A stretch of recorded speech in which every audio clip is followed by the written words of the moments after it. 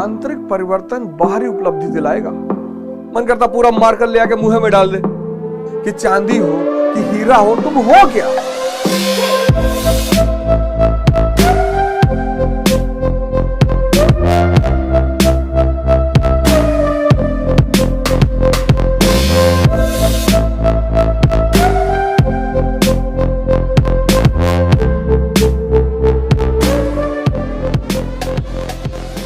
तुमने जिस दिन अपने मन को समझा, पहला चरण क्या है?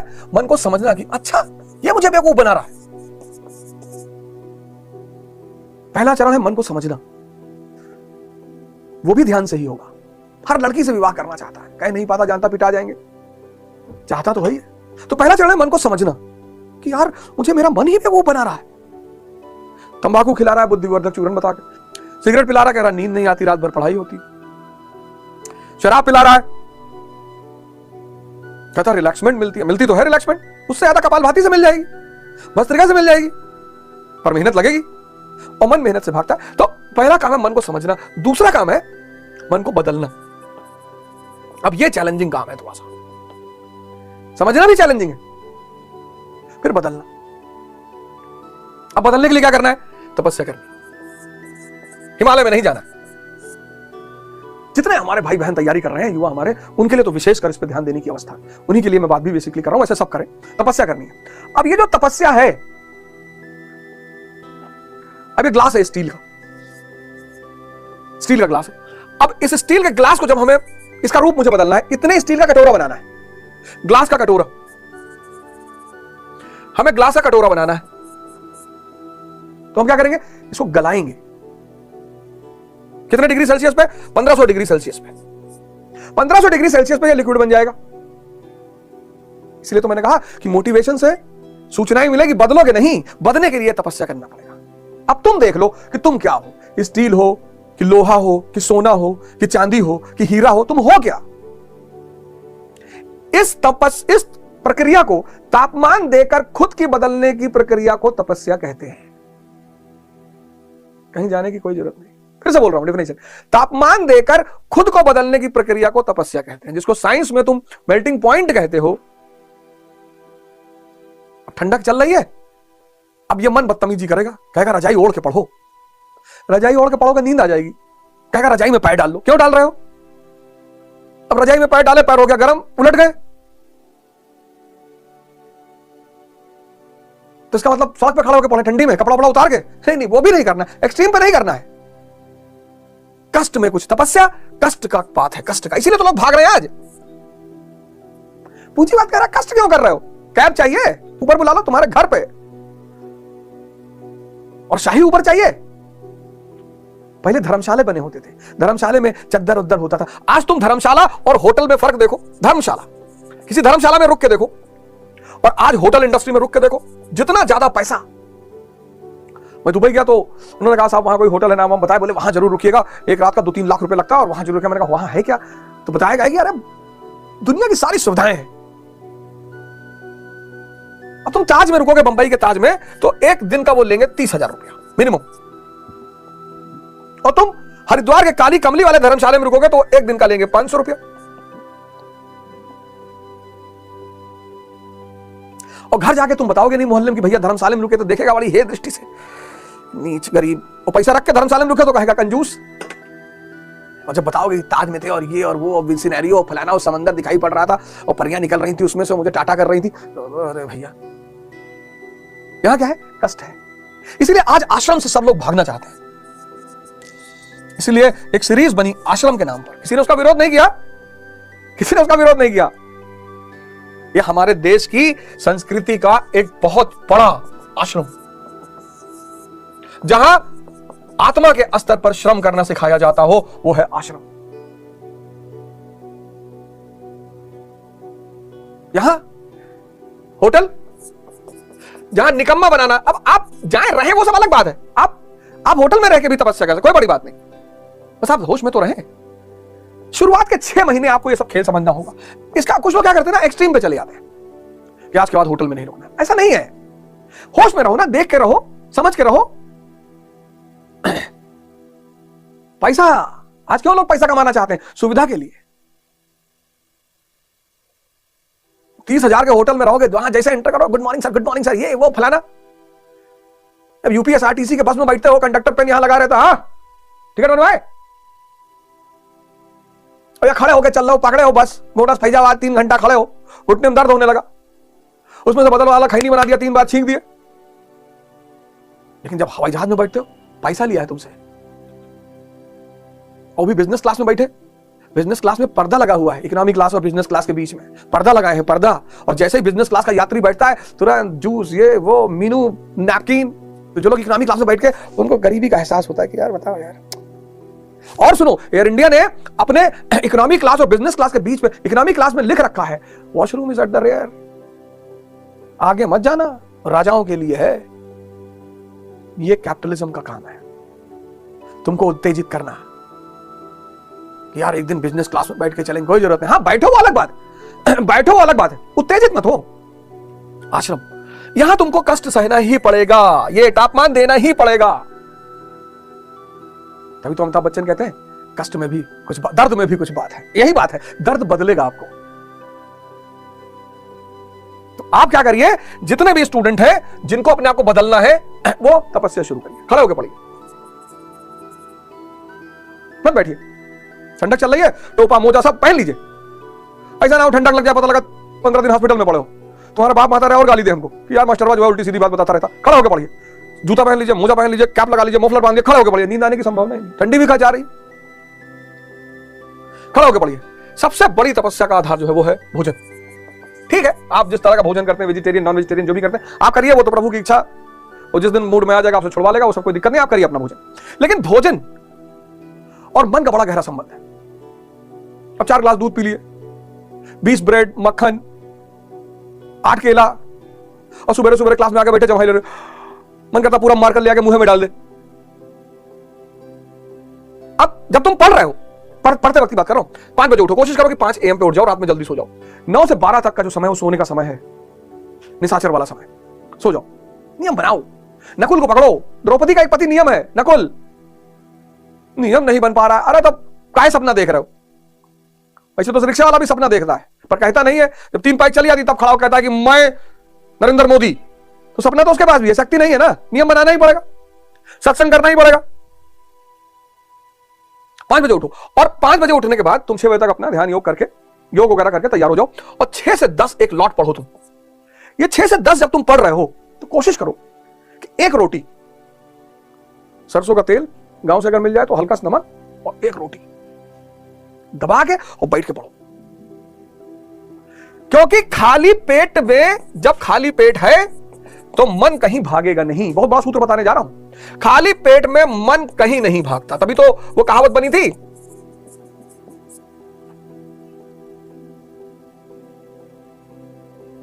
कि भूखे पेट भजन नहीं होता, भूखे पेट ही भजन होता है।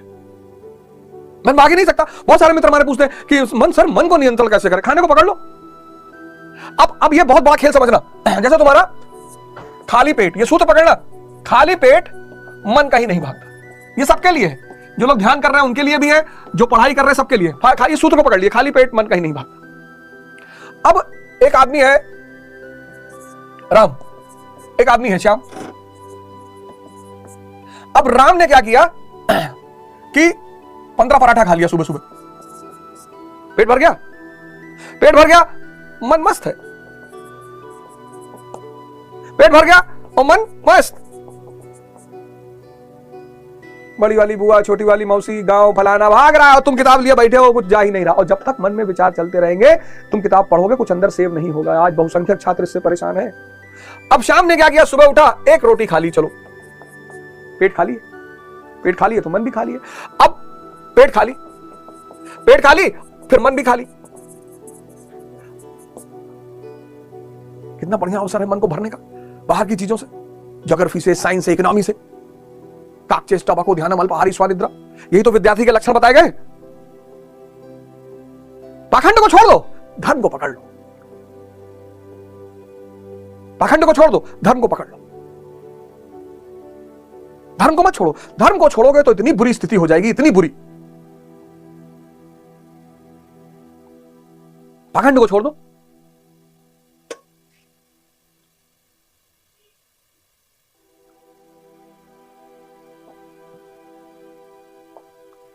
तो मन को समझना है, मन को बदलना है, मन को बदलने के लिए क्या करना है? तपस्या करनी। और यह है तपस्या का सिद्धांत। कष्ट उठाना है 6 महीने। 6 महीने अगर उठा लोगे, 6 महीने अगर तुमने तपस्या कर ली, 6 मंथ्स, तो ये जितनी भी कंपटीशन है ये सब तुम्हारे कब्जे में आ जाएंगे, सब। कोई बताया नहीं होगा आज तक। बाकी कहीं पढ़ो, दिल्ली पढ़ो, लंदन पढ़ो, कलकत्ता पढ़ो, न्यूयॉर्क पढ़ो, कुछ फायदा ही नहीं है। आंतरिक परिवर्तन बाहरी उपलब्धि दिलाएगा।